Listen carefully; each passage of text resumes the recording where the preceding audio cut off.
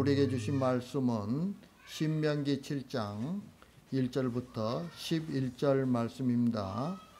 제가 가지고 있는 구약성경 204페이지 신명기 7장 1절부터 11절 말씀입니다. 제가 가지고 있는 구약성경 204페이지입니다. 신명기 7장 1절부터 11절 말씀 우리 한 절씩 교독하겠습니다. 제가 먼저 읽겠습니다.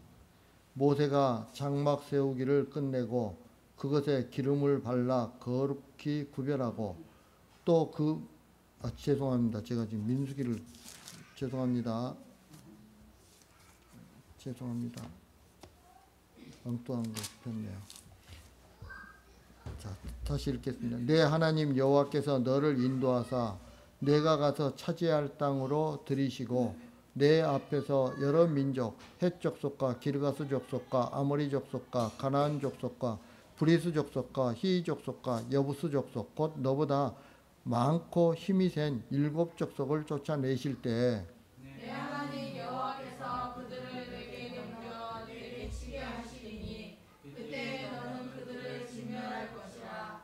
그들과 어떤 언약도 하지 말 것이요 그들을 불쌍히 여기지도 말 것이며 또 그들과 혼인하지도 말지니 내 딸을 그들의 아들에게 주지 말 것이요 그들의 딸도 내 며느리로 삼지 말 것은 그가 내 아들을 유혹하여 그가 여호와를 떠나고 다른 신들을 섬기게 함으로 여호와께서 너희에게 진노하사 갑자기 너희를 멸하실 것임이니라. 오직 너희가 그들에게 행할 것은 이러하니 그들의 제단을 헐며 주상을 깨뜨리며 아세라 목상을 찍으며 조각한 우상들을 불사를 것이니라. 너는 여호와 내 하나님의 성이니라. 내 하나님 여호와께서 지상 만민 중에서 너를 자기 기업의 백성으로 택하셨나니 여호와께서 너희를 기뻐하시고 너희를 택하심은 너희가 다른 민족보다 수요가 많기 때문이 아니라 너희는 오히려 모든 민족 중에 가장 적으니라. 여호와께서 다만 너희를 사랑하심으로 말미암아 또는 너희의 조상들에게 하신 맹세를 지키려 하심으로 말미암아 자기의 권능의 손으로 너희를 인도하여 내시되 너희를 그 종 되었던 집에서 애굽 왕 바로의 손에서 속량하셨나니 그런즉 너희는 알라 오직 내 하나님 여호와는 하나님이시요 신실하신 하나님이시라. 그를 사랑하고 그의 계명을 지키는 자에게는 천대까지 그의 언약을 이행하시며 인애를 베푸시되 그를 미워하는 자에게는 당장에 보응하여 멸하시나니 여호와는 자기를 미워하는 자에게 지체하지 아니하시고 당장에 그에게 보응하시느니라. 다 같이 그런즉 너는 오늘 내가 내게 명하는 명령과 규례와 법도를 지켜 행할지니라. 아멘. 오늘 말씀은 가나안 족속 진멸 명령과 이스라엘 향한 성별된 삶에 대한 공고를 주고 있죠.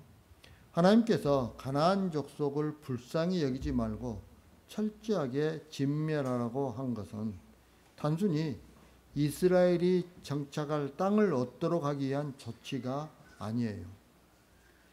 이것은 가나안 족속들의 차고 넘치는 죄악을 심판하고 이스라엘 백성들로 하여금 가나안 족속들의 우상 숭배 문화에 물들지 않도록 하기 위한 조치였죠.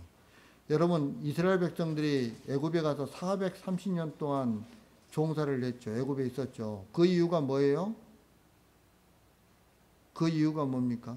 왜 430년 동안 애굽에 있었어요? 아니요. 네? 큰 민족을 이루는 것도 있어요. 그런데 또 하나 중요한 사실이 뭐냐면 아직 가나안 땅에 죄가 관영하지 않았기 때문에 그런 거예요. 죄가 가득 차지 않았기 때문에. 근데 이스라엘이 출애굽했다는 건 뭘 의미해요? 가나안 땅에 죄가 가득 차 있다는 걸 의미하는 거예요. 예. 따라서 가나안 족속에 대한 하나님의 진멸 명령은 하나님의 자비와 긍휼에 배치되는 것이라기보다는 죄를 미워하시는 하나님의 거룩하신 성품을 보여주고 있는 것이라고 할 수 있는 거죠. 그러면 오늘 말씀이 우리에게 주는 교훈이 무엇인지 우리가 한번 알아보도록 하겠습니다. 먼저 2절 말씀입니다. 2절 말씀 다 같이 시작. 내 하나님 여호와께서 그들을 내게 넘겨 내게 치게 하시리니 그때 너는 그들을 진멸할 것이라. 그들과 어떤 언약도 하지 말 것이요 그들을 불쌍히 여기지도 말 것이며. 아멘.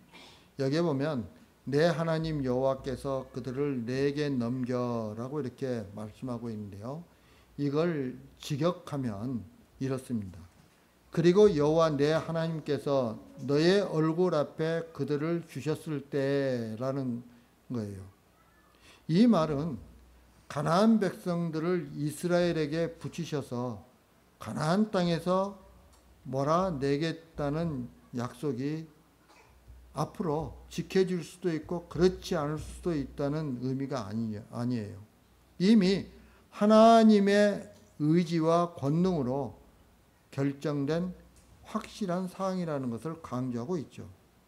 여기서 너의 얼굴 앞에라는 표현은 하나님께서 가나안 땅의 7 족속들을 이스라엘의 얼굴 앞에 주셨다는 뜻이에요. 그런데 가나안 족속을 이스라엘에게 주겠다는 것은 하나님의 의지 가운데 이미 결정된 약속이지만 그것은 추상적인 개념으로 끝나지 않는다는 거예요. 다시 말하면 현실에선 눈앞에 나타날 것이라는 사실을 지금 오늘 말씀은 강조하고 있다. 그러니까 곧 이루어질 것이라는 것을 강조하고 있는 것이죠. 그러면서 여기 보면 너는 그들을 진멸할 것이라 라고 말씀하고 있죠. 여기 보면 너는 그들을 완전히 멸망시키라 라는 뜻이에요. 여기서 진멸하다라는 단어는 헌신하다, 멸절하다라는 두 가지 의미를 가지고 있어요. 하나님 것으로 바쳐진 어떤 것을 하나님께 드리기 위해 죽인다라는 뜻이죠. 여러분 이런 목적으로 치르는 전쟁을 헤렘이라고 그래요. 헤렘. 네. 그런데 본문은 하나님께서 이스라엘의 가나안 정복 전쟁을 헤렘으로 규정하신다는 의미예요. 여러분 이 헤렘의 의미를 가장 명확하게 보여주는 사건이 하나가 있어요. 어떤 사건인지 아세요? 성경에 나와 있어요. 이스라엘 백성들이 여리고성을 갖다가 점령을 하는데 거기에 한 사람이 그 여리고에 있는 그 의복과 외투와 그 다음에 금을 갖다가 자기 집에다가 딱 숨겨놔요. 그게 누구였죠? 아간이었어요. 아간. 예. 그러고 나서 이스라엘 백성들이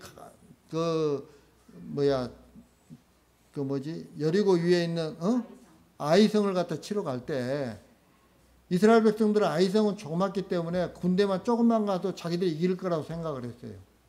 그런데 이스라엘은 패배를 하죠. 자, 그리고서 이스라엘 백성들이 하나님 앞에 막 기도를 하는데 하나님께서 나의 물건을 훔쳤다는 거예요. 누가? 이스라엘 민족 너희들이. 하나님은 그 이스라엘 민족에 뭘 선포했어요? 헤렘을 선포했어요. 그 전쟁이 헤렘이 하나님의 것이에요. 모든 것들이. 예. 그것은 사람뿐만이 아니고 물건도 다 헤렘이에요. 예. 그런데 지금 가나안 전쟁을 여기서 헤렘으로 지금 선포하고 있는 거예요. 그러니까 이 말씀을 보면 많은 성도들이 아무리 하나님을 안 믿는 이방인이라 하지만 좀 너무한 것 아니냐라는 이런 생각이 들 수도 있어요.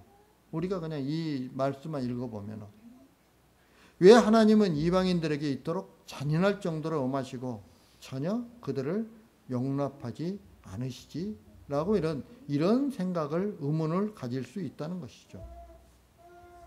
여러분 우리는 오늘 말씀에서 이스라엘과 이방인의 엄청난 차별 대우를 볼 수 있죠. 그죠? 예. 한쪽이 다른 한쪽에 의해 진멸을 당하는 거예요. 예. 지금 하나님은 이스라엘만 잘 되게 하고 이방인은 아예 남겨놓지 않는 거예요. 진멸이라는 게 뭐예요? 하나도 남김없이 다 죽이는 걸 의미하는 거예요. 남겨놓지 않는 거예요. 어떻게 보면 이런 이야기들이 허황되게 들릴 수 있죠. 사랑의 하나님이 어떻게 이럴 수가 있느냐는 의심도 들 수 있어요. 그래서 많은 교회는 허황된 이런 이야기들을 빼버리고 허황되지 않는 말을 하는 거죠. 사람들이 납득할 수 있고 이해가 되고 좋아할 만한 말만 골라서 하는 거죠. 이런 모든 것이 하나님을 바라보지 않고 교회에 나오기 때문에 생기는 결과예요. 여러분, 어떤 사람들이 성경을 해석하면서 지금까지 여러분들이 듣지 못한 아주 특별한 것을, 특이한 것을 지금 여러분들에게 알려주겠다 하면 그것은 잘못된 거예요. 잘못된 거예요. 여러분, 성경은요, 우리가 이런 관점으로 이해를 해야 돼요. 성경은 항상 세상을 둘러보고 있어요. 둘러보고 있어요. 그 두 종류의 사람이 있는데, 한 종류의 사람은 세상의 멸망과 함께 사라져야 할 사람이에요. 그러면 또 다른 한 종류의 사람들은 어떤 사람들일까요? 세상의 멸망과 상관없이 하나님의 약속의 나라에서 영원히 존재할 사람들이에요. 그러니까 오늘 말씀 역시 지금 세상을 갖다 뭘로 보고 있어요? 둘러보고 있는 거예요. 어떻게 둘러보고 있습니까? 하나는 진멸당할 자, 하나는 진멸시키는 자로 나누고 있는 거죠. 진멸당할 자는 악한 족속이고 진멸시키는 자는 의로운 족속이에요. 이 성경에서 보면은. 그리고 이 둘 사이에는 서로 어떤 연결점이나 타협점이 없어요. 둘은 완전히 단절만 있을 뿐이죠. 여러분, 천국과 지옥이 서로 왕래가 가능합니까? 강래하지 못해요. 완전히 단절되어 있는 세상이에요. 단절되어 있어요. 그래서 그들을 불쌍히 여기지 말라고 하고 그들과 혼인도 하지 말라고 하는 거죠. 이런 하나님의 명령을 우리 입장에서 이해하려고 하기 때문에 하나님에 대한 혼란을 가지게 되는 거죠. 여러분들이 아름다운 화단을 갖다 갖고 있다고 가정을 합시다. 그리고 꽃들도 잘 가꾸고 있어요. 그런데 갑자기 벌레들이 들어와 가지고 그 아름다운 꽃들을 갖다 다 그냥 갉아먹어버리고 상하게 만드는 거예요. 자, 그러면 여러분들은 그 벌레를 어떻게 하겠습니까? 그대로 주겠습니까? 귀한 생명이라고? 그러지 않겠죠. 꽃밭을 지키기 위해서 어떻게 그 벌레들을 다 잡아가지고 없애겠죠. 농약을 치든 직접 잡아가지고 없애든 둘 중에 하나는 분명히 하겠죠. 예. 여러분, 지금 하나님의 마음도 그와 같아요. 하나님의 관심은 하나님 나라에 있어요. 하나님 나라에. 우리 인간에게 있는 것이 아니에요. 하나님은 오직 하나님 나라에 모든 관심이 있어요. 따라서 하나님께서 하시는 명령도 우리를 위한 명령이 아니라 하나님 나라를 지키기 위한 명령으로 우리는 받아들여야 하는 거죠. 하나님의 명령은 우리에게 복을 주기 위한 조건이 아니에요. 잘 지키면 복을 주고 못 지키면 벌을 주기 위한 명령이 아니라는 거예요. 지금껏 교회의 상식은 잘하면 잘하고 못하고에 따라 상벌이 달라진다고 이해를 갖다 하는 거예요. 그래서 세상이 더 열심히 전도도 많이 하고 하면 어떻게 돼서 하늘에 가면은 그 면류관은 금면류관 받고, 이 세상에서 아무것도 못하면 그 사람은 뭐예요? 개털 모자 쓴다고 이야기하는, 우리 그 부흥 집회 같은 그런 이야기들 많이 듣잖아요. 예. 그런 게 잘못된 거라는 거예요. 그래서 우리는 그런 잘못된 생각을 가지고 있다 보니까 어떻게 해요? 조금이라도 더 잘하려고 예를 쓰며 신앙생활을 하고 있죠. 하지만 여러분, 복은요, 복은 은혜예요. 은혜. 선물이라고요. 하나님께서 우리에게 주시는 선물이에요.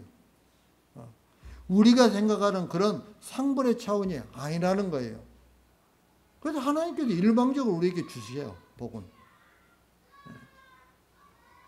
이걸 우리가 기억해야 된다는 거예요. 하나님의 생각, 이걸 갖다 이걸 기억하지 못하니까 자꾸 상벌의 차원으로 이해를 갖다 하다 보니까 문제가 생기는 거예요. 모든 것들이. 자, 그러면서 5절 말씀 한번 읽겠습니다. 5절 말씀 다 같이 시작.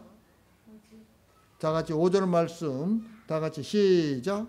오직 너희가 그들에게 행할 것은 이러하니 그들의 제단을 헐며 주상을 깨뜨리며 아세라 목상을 찍으며 조각한 우상들을 불사를 것이니라. 아멘. 이스라엘은 이 명령에서 하나님의 마음이 어떤 것인가를 알아야 하는 거죠. 하나님은 그들의 제단을 헐라고 말씀하고 있어요. 여러분, 이 명령은요, 단지 우상에게 희생제물을 드리는 건축물로서의 제단, 그 자체만 부수라는 명령이 아니에요. 여기에 보면 그들의 제단이라고 단어를 사용하고 있죠. 이렇게 사용하고 있는 것은 무슨 의미냐면 그 제단들을 갖다가 뿌지만은 그것뿐만이 아니라 가나안인들의 삶과 생각 속에 뿌리 박혀 있는 이방의 우상 숭배 예식 자체까지 완전히 제거하라는 그런 의미가 포함되어 있어요. 이처럼 하나님은 우상을 싫어하시고 우상을 철저하게 짓밟으신다는 것을 우리가 잊으면 안 되는 거예요. 그러면 여러분, 우상이 무엇이기에 그토록 철저하게 무너뜨리라고 하실까요? 여러분, 우상은 인간의 자기 사랑의 증거예요. 여러분, 인간은 자기를 위해서 신을 찾아요. 그리고 신을 만들어요. 자기를 지켜주고 보호해줄 능력자를 찾는 거죠. 이런 의미에서 본다면 인간의 필요에 의해서 만들어진 것이 우상이에요. 그러니까 인간이 생각하는 신은 스스로 생각하지 않는 신이에요. 다시 말하면 스스로 행동하지 않으며 스스로 결정하지 못하는 신이에요. 누구에 의해서 그게 그런 것들을 하는 거예요? 인간에 의해서. 인간에 의해서. 그게 우상이에요. 다만 인간이 생각한 대로 움직여야 하고 인간이 하자는 대로 따라와 주기를 바라는 그런 신이에요. 이게 우상이란 말이에요. 이게. 이런 우상을 깨뜨리고 찍고 불살이라고 하는 것은 하나님은 우상이 아님을 이스라엘에게 보여주시려고 하는 거죠. 너희들이 지금 가나안 땅의 풍요의 신들이 여기서 말하는 여러분 그 5절 말씀에 나와 있는 여기 주상은 뭐냐면 그 남자 성기 같은 거 이렇게 세워놨는데 그게 바알이에요. 바알신을 갖다가 이야기하는 거예요. 그러니까 여기에는 바알과 아세라 목상을 갖다가 부수라는 거예요. 근데 거기에는 뭐가 있냐면 반드시 바알 신전이 있어요. 그걸 다 부수라는 거예요.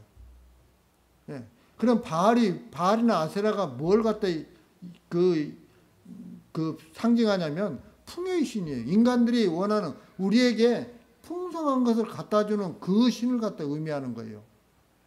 예. 그러니까 바알과 아세라는 그렇게 해줘야 되는 거예요. 다른 걸 하면 안 되는 거죠. 그런 우상들을 갖다 깨뜨리면서 우리 하나님은 그런 우상이 아니시라는 거예요.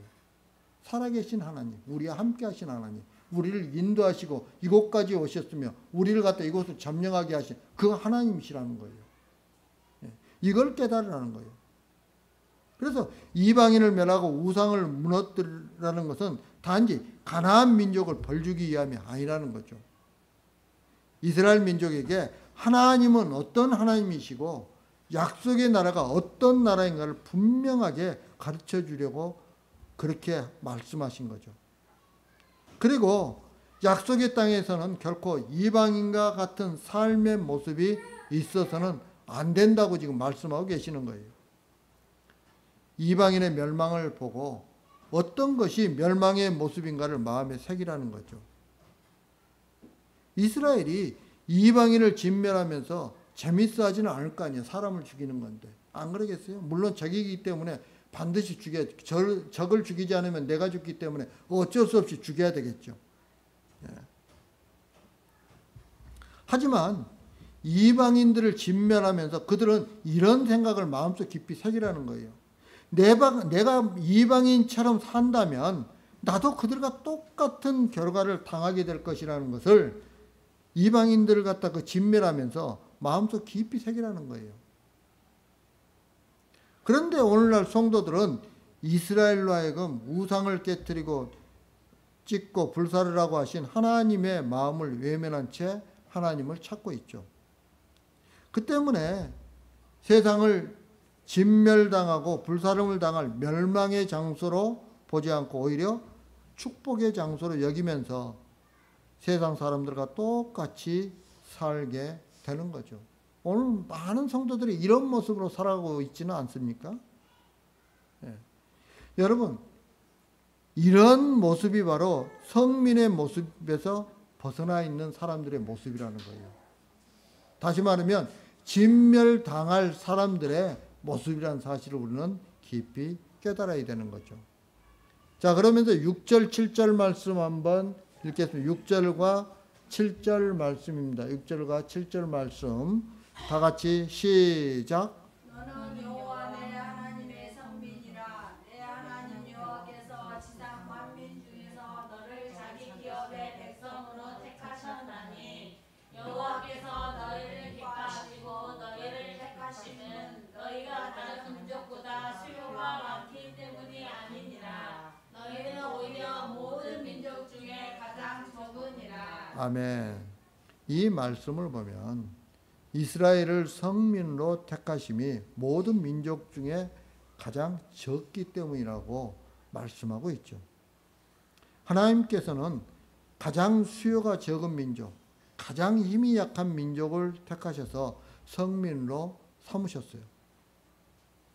이것이 바로 우상과 하나님의 다른 점이죠. 여러분, 우상은 적은 수요가 아니라 많은 수요를 기뻐해요. 힘이 강한 것을 축복이라고 여겨요. 그런데 하나님은 완전히 반대죠. 수요가 적은 것을 기뻐하시는 분이시고 힘이 약한 것을 기뻐하시는 분이세요. 그런데 우리는 자꾸 뭘 갖다 더 좋은 것, 더 많은 것, 더 큰 것만을 요구하죠. 뭔가 잘못됐잖아요. 하나님이 원하시는 방향과 우리가 지금 요구하는 것과 전혀 다른 방향이에요. 여러분, 더 좋은 것, 더 많은 것, 더 큰 것을 요구하는 건 세상이 그러는 거예요. 세상이. 하나님이 그렇게 요구하시는 게 아니에요. 그러나 오늘날 한국교회는 하나님이 수가 많은 것을 기뻐하신다고 생각하고 교회 부흥을 외치고 숫자 늘리기 위해서 힘쓰고 있죠. 하지만 이것은 결국 우상을 섬기고 있는 것이라고 단정할 수밖에 없어요. 하나님께서 이스라엘을 성민으로 선택하셨는데 이스라엘 자체에 하나님께서 선택하실 만한 그런 조건이 없었다는 거예요. 우리는 이 사실을 기억해야 돼요. 이 사실을 절대 잊어서는 안 되는 거예요. 그들은 가장 적은 민족이었고 힘이 없는 민족이었어요. 만약에 그들이 힘 있는 민족이었다면 가데스 바니아에서 12명의 정탐꾼이 가나안 땅을 보고 와가지고 이야기했는데, 저기는 성읍도 크고 성벽도 높고 그리고 그 장대한 민족들이 사는 곳이라고, 안악자손들이 사는 곳이라고, 거인족속인 안악자손이 사는 곳이라고 이렇게 보고 있을 때 그들이 힘이 있었다면 어떻게 할까요? 올라갔겠죠. 올라갔겠죠. 힘이 없으니까 못 올라간 거예요. 예. 그런데도 그런 이스라엘을 하나님이 사랑하셔서 성민으로 선택하셨어요. 그러면서 8절을 보면 하나님께서 미약한 이스라엘을 사랑하셔서 그리고 조상들에게 하신 맹세를 지키기 위해서 이스라엘을 성민으로 택하시고 바로의 손에서 끄집어내셨다고 말씀하고 있어요. 그렇다면 앞으로 성민인 이스라엘은 어떻게 살아야 할까요? 이 질문을 돌려서 이야기하면 이런 거예요. 어떻게 사는 것이 성민으로 사는 거냐는 거예요. 어떻게 사는 것이 참 성도로 살아가는 거냐는 거예요. 예. 여러분 9절 말씀 한번 읽겠습니다. 9절 말씀 다 같이 시작. 그런즉 너는 알라 오직 내 하나님 여호와는 하나님이시요 신실하신 하나님이시라. 그가 그를 사랑하고 그의 계명을 지키는 자에게는 천대까지 그의 언약을 이행하시며 은혜를 베푸시되. 아멘. 성민이 된 이스라엘이 해야 할 일은 신실하신 하나님을 사랑하고 그의 계명을 지키는 거예요. 그러면 하나님께서 천대까지 인애를 베푸시겠다고 하시죠.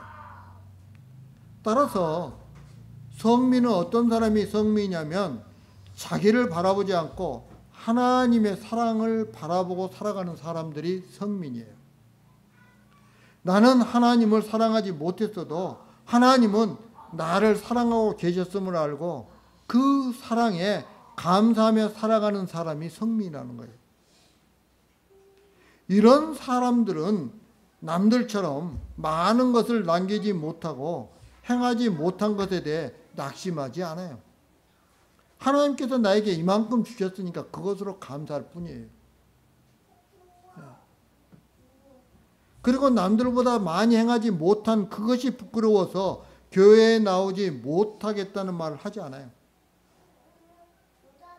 성도가 교회에서 남들처럼 하지 못한 것 때문에 자존심이 상하고 그런 자신에 대해 실망하는 것은 하나님의 사랑밖에 있기 때문에 그런 거예요. 이스라엘이 사랑받을 만한 일을 하기 전에 하나님이 그들을 사랑하셔서 성민으로 택하셨다는 거예요. 여러분, 이 사실을 우리는 잊어서는 안 되는 거죠. 그런데 이 사실을 잊어버리는 게 뭐예요? 그게 바로 멸망의 모습이에요. 멸망당할 자들의 모습이에요. 진멸당할 자들의 모습. 우상을 섬기는 이방인은 자기를 보고 자신이 한 것만큼 당당한 태도로 신을 찾아요. 내가 이만큼 했으니까 나에게 상을 줄 거야 하고서 당당한 모습으로 가슴 쫙 펴고서 신을 찾아요. 그래서 신이 자기를 자랑할 만한 조건을 미리 갖추고서 나오려고 하죠. 그렇기 때문에 하나님의 사랑밖에 있는 것이고 그 때문에 진멸당해야 하는 거예요. 여러분, 성도는 내가 하나님께 무엇을 했는가를 생각하지 않고 하나님이 나에게 무슨 일을 하셨는가를 생각해야 하는 거예요. 그럴 때 자신은 보이지 않고 하나님의 사랑만 보이게 되는 거죠. 마찬가지잖아요. 하나님께서 하나님의 사랑을 언제 확증하셨어요? 우리를 택하시기 전에 예수 그리스도를 통해서 이미 하나님의 사랑을 우리들에게 확증시켜 주셨어요.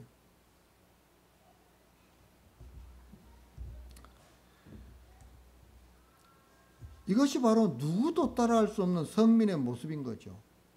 세상 사람은 자신만 크게 보이게 하고 하나님은 크게 보이지 않게 하기 때문에 그러는 거예요. 그래서 세상 사람들은 이런 성민의 모습을 따라할 수가 없어요.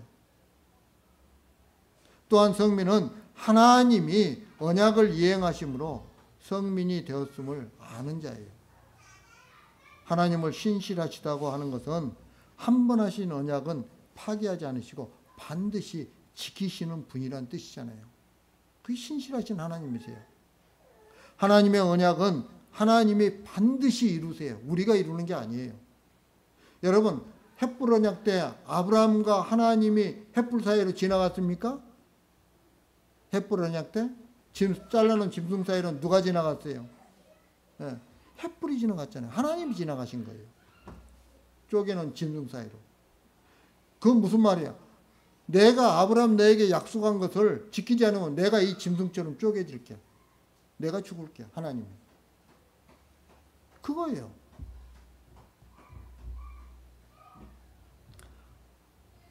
이런 하나님의 신실하심이 나를 성민이 되게 하셨다는 것을 아는 자가 바로 진정한 성민인 거죠. 하나님의 언약은 예수 그리스도를 통해서 이루어졌어요. 예수 그리스도의 피 흘리심이 언약을 이루신 신실하신 하나님을 보여주고 있는 거죠. 따라서 성민된 자는 오직 예수 그리스도만 보이게 되고 예수 그리스도만 자랑할 뿐이죠. 현재 내가 하고 있는 것보다는 하나님의 언약 속에서 이루어진 과거의 사건을 주목하고 기뻐하게 되는 거죠. 이런 성민의 모습은 세상 사람들은 아무도 모방할 수가 없는 거죠. 하나님을 아는 자는 하나님의 은혜를 모를 리가 없어요. 그죠? 네. 우리를 먼저 사랑하신 하나님의 은혜를 아는 자가 자기를 바라보고 자기를 위해서 하나님을 찾을 리가 없다는 거예요. 그리고 자기를 바라보지 않고 사는 사람은 세상의 크고 작은 것에 매여서 살지 않아요. 세상 속에서 내가 아무리 어려움을 당하고 세상 속에서 내가 아무리 다른 사람들에게 핍박을 당해도 그런 것들에 매여 살지는 않아요. 가장 적은 수의 민족을 택하신 하나님의 마음을 아는 사람이라면 이방인과 똑같이 크고 많은 것을 좋아하면서 그것을 위해서 하나님을 찾지 않는다는 거예요. 때문에 성민은 자기를 보지 않고 사는 자이고 은혜로만 즐거워하는 자이고 비록 작은 데서라도 전혀 힘을 잃지 않고 살아가는 자들이에요. 이것이 바로 여러분 계명을 지키는 자인 것이죠. 계명을 지키는 자예요. 다시 말하면 명령과 규례와 법도를 지켜 행하는 자예요. 그리고 하나님의 인애는 이런 성민들에게서 끊이지 않는다는 것이 신실하신 하나님의 약속인 거죠. 그렇다면 우리들에게 과연 이런 성민의 모습이 있는지를 우리는 점검해 봐야죠. 말로만 신자이고 말로만 하나님의 백성이고 말로만 성민하고 떠들 것이 아니라 실제로 성민다운 모습이 우리에게 보이고 있는지를 우리는 반드시 점검해 보아야 합니다. 이제 말씀을 마치러 갑니다. 사랑하는 성도 여러분, 성민은 세상 사람과 똑같은 사람이 아니에요. 한쪽은 멸망당할 자이지만 한쪽은 영원한 생명을 누릴 자이잖아요.